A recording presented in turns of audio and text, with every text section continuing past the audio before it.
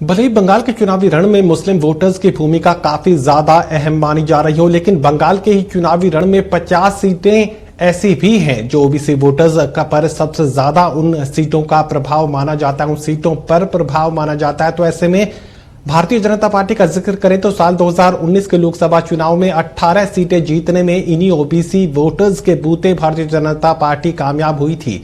अब ओबीसी के इन्हीं खास वोटों पर टीएमसी और बीजेपी दोनों की नजर है। देखिए खास रिपोर्ट।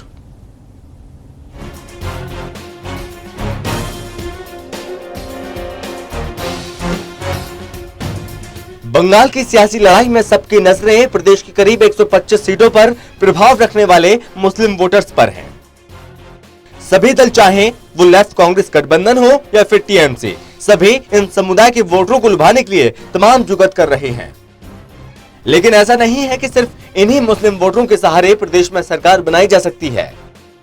प्रदेश में एक दूसरा समुदाय भी ऐसा है जो करीब 50 सीटों पर अच्छी खासी संख्या में है और उन सीटों पर अपने पसंद के उम्मीदवार को जितवाने का मादा रखता है।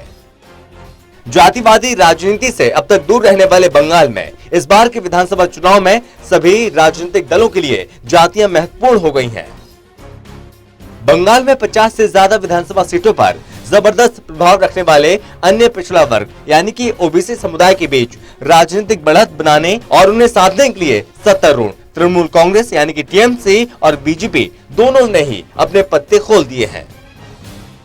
इस जाति के लोगों का यहाँ की राजनीति में कितना प्रभाव है, इसको अगर समझना है तो इससे समझ सकते हैं कि बीजेपी के राष्ट्रीय अध्यक्ष जेपी नड्डा ने बंगाल में एक रैली को संबोधित करते हुए कहा था कि तृणमूल कांग्रेस जिन जातियों को ओबीसी कैटेगरी में शामिल करने के लिए रोड़े अटकाती रही, उन जातियों को बीजेपी सत्ता में आने के बाद पिछड़े वर्ग में शामिल करेगी। ममता जी ने हमारे हिंदू धर्म के अन्य पिछड़ा वर्ग की जातियां जैसे महिष्य, जैसे तीली आदि का आरक्षण का अधिकार से उनको वंचित रखा कि नहीं रखा? महिषी और तीली को वंचित रखा कि नहीं रखा? अब हमारी सरकार आएगी, आयोग बैठाएंगे और आयोग बैठा करके मंडल कमीशन में जो जातियां लिखी हैं उनको सम्मान दे करके इन लोगों के लिए भी हम प्रयास करेंगे कि इनको भी मुख्य धारा में जोड़ा जाए। इस तरीके का हम काम करेंगे।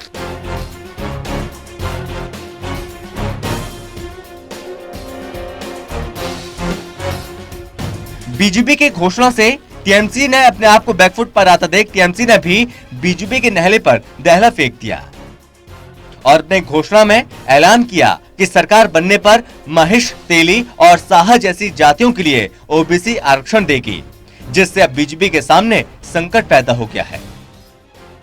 गौरतलब है कि 2019 के लोकसभा चुनावों में बीजेपी ने दक्षिण बंगाल के एससी, एसटी और ओबीसी जनसंख्या वाले जिले में अच्छा प्रदर्शन किया था, जबकि ये जिले टीएमसी के मजबूत किले माने जाते हैं।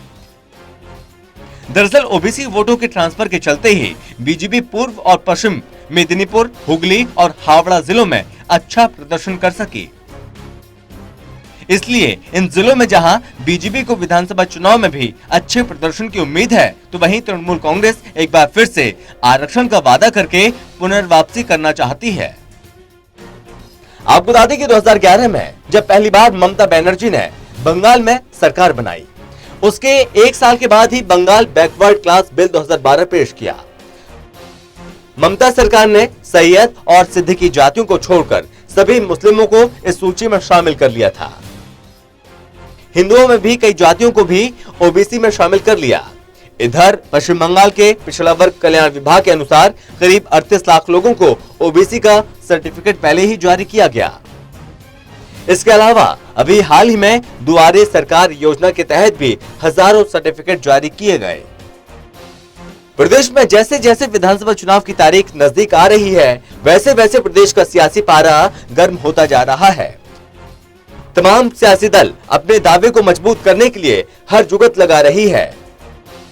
ऐसे में देखना होगा कि ममता बनर्जी को ओबीसी का साथ मिलता है या फिर 2019 लोकसभा की तरह इस बार भी बीजेपी प्रदेश में कुछ कमाल कर पाती है।